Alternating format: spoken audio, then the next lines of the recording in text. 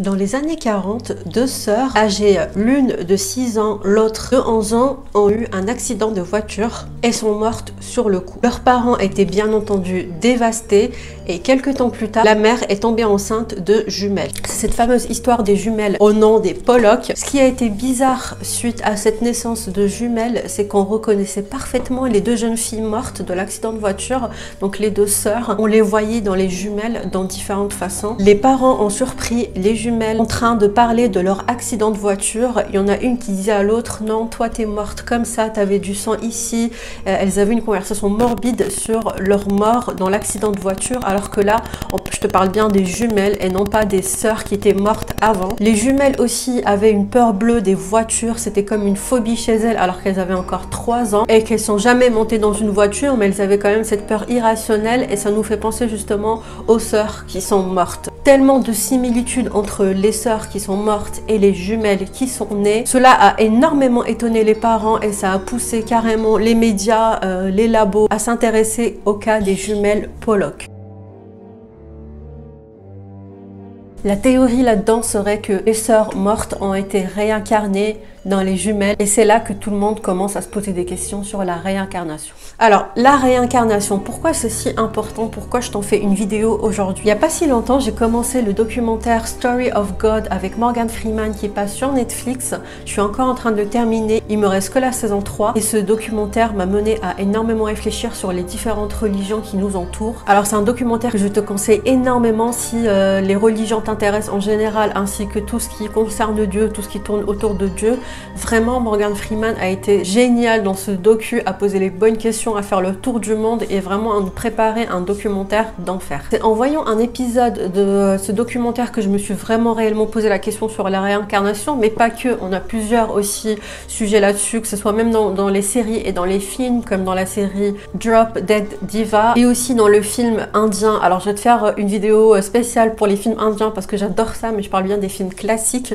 Et parmi ces films classiques, on a le film avec Shah Rukh Khan qui s'appelle Om Shanti Om, et ça parle aussi de réincarnation. Maintenant, moi, ma façon de voir la réincarnation, alors honnêtement, je ne sais pas si j'y crois ou si je n'y crois pas, mais ce qui est sûr, c'est que je suis absolument pas fermée du tout sur le sujet et à son existence. Je tiens à préciser que Dieu et la réincarnation ne sont pas deux choses opposées, contrairement à ce qu'on peut croire. Alors pas du tout.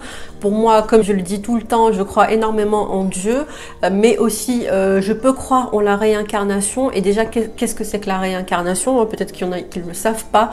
C'est quand tu meurs, et bien au lieu de mourir et d'aller au paradis, en enfer, reposer quelque part, etc., eh bien tu revis ta vie, mais dans le corps de quelqu'un d'autre. Donc tu refais ta vie dans le corps, la vie de quelqu'un d'autre. Et selon les hindous et leurs croyances, si tu meurs et que tu te retrouves dans un corps et dans une vie meilleure, c'est que tu as fait du bien dans ta vie passée. Et si au contraire tu te retrouves dans une vie horrible par rapport à celle que tu avais, ou une mauvaise santé par exemple, ou tout simplement une mauvaise vie prochaine, c'est que ta vie d'avant t'a fait du mal. Donc en fait, pour eux, ils pensent comme ça, et ça continue comme ça pendant des siècles et des siècles. En fait, c'est une vie après l'autre, une vie après l'autre, et on peut aussi se réincarner en un animal. Alors je sais pas si c'est une bonne ou mauvaise chose. Ce serait une mauvaise chose dans le sens où on est un animal maltraité dans la rue, etc. Mais par exemple, si on est réincarné en Montbarry, on peut être que bien parce qu'il est tellement traité comme un roi chez moi. Mais voilà, t'as compris l'idée à peu près. On peut être réincarné en animal ou en un humain, mais c'est ça l'idée de la réincarnation.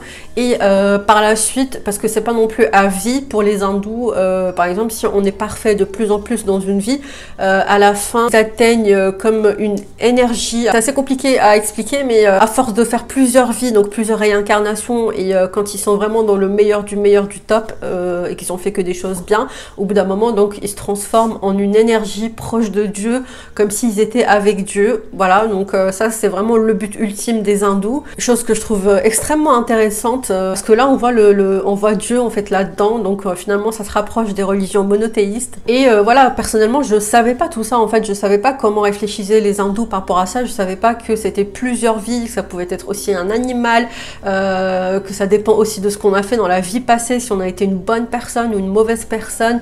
Donc on sait pas en fait si demain moi je suis morte morte, si demain je meurs, bah, je serai quelqu'un d'autre que je ne connais pas. Et puis ça se trouve, ce quelqu'un, je l'ai croisé un jour, et puis dans une autre vie, je serai cette personne. Enfin, c'est complètement what the fuck, mais dans un bon sens. Hein. Moi, je trouve ça tellement intriguant, ça me rend tellement curieuse. Et c'est vachement intéressant comme sujet. Parce qu'on se demande en fait si c'est vrai, si ça peut exister. Parce que oui, on sait pas. Personne n'est mort puis a revécu pour nous dire en fait ce qui se passe dans l'au-delà. Enfin, ça arrive des personnes qui vont mourir quelque temps et ensuite ils vont nous dire ce qu'ils ont vu, notamment ils ont vu la lumière, ils ont ressenti des bonnes choses, etc. Ça d'ailleurs ce sera le sujet d'une autre vidéo parce que c'est vraiment hyper intéressant que j'intitulerai sûrement la vie après la mort. Je vais t'en parler aussi, mais aujourd'hui je voulais vraiment parler de réincarnation. Dis-moi toi en commentaire si tu crois ou si tu crois pas. Comme je dis, il faut pas forcément être hindou pour y croire. Non, c'est pas forcément ça. On peut être musulman et y croire. On peut être, peu importe en fait notre religion, mais on peut croire à la réincarnation parce que on a quelque part, bon, quelques preuves. Par exemple, là, il y a la preuve des jumelles Pollock, mais on peut avoir aussi d'autres cas comme ça dans la vie et puis se poser des questions finalement et se demander si ça n'existe pas, si c'est pas un truc qui nous arrive et que là en ce moment on est en train de vivre notre énième vie, on ne sait pas laquelle, mais on est en train de la vivre. Et vraiment, quand on réfléchit bien au sujet, moi je trouve vraiment ça vachement intéressant. Voilà, c'est tout pour moi. J'espère que cette vidéo t'a plu. Merci d'avoir regardé. Bye bye.